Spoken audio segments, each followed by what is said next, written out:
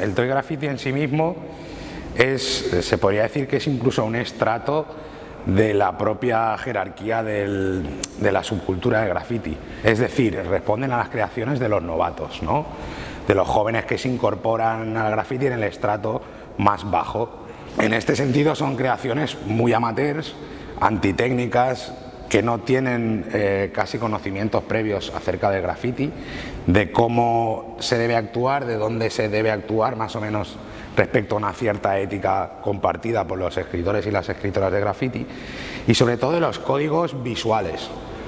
Entonces, el toy graffiti se despliega exactamente igual, fundamentalmente en contextos murales, no tanto en contextos de ferrocarril o metros, porque precisamente es hecho en la mayoría de los casos por jóvenes, por adolescentes.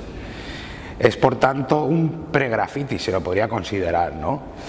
Y en muchos casos, como digo, rompe todo tipo de normas estéticas del propio graffiti, y para mí tiene una auténtica magia, porque tiene una gran espontaneidad a nivel gráfico, a nivel conceptual.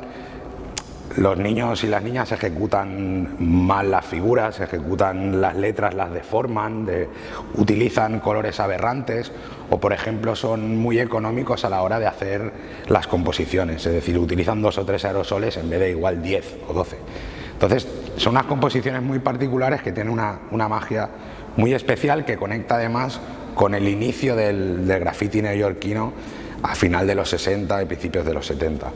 Y esa es la auténtica magia que yo intento capturar cuando documento el graffiti toy.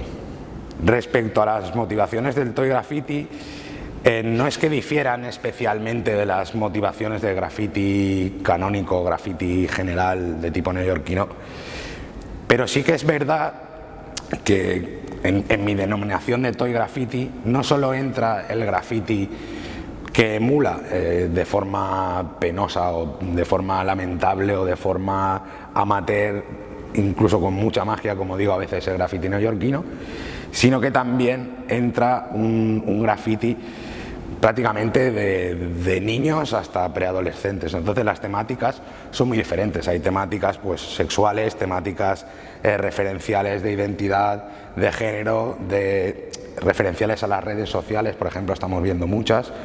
Incluso hay iconos o figuras que realmente son representativas de la generación actual de los niños, no de las personas que han generado graffiti durante años. Por ejemplo, puedes ver muchas referencias a artistas o a músicos que son propios de los niños y de los adolescentes, que no son para nada lo que suelen escuchar los escritores de graffiti ya de 30, 40 o 25 años, ¿no? Son cosas más en código, no diré ya millennial, es posterior a lo millennial, ¿no?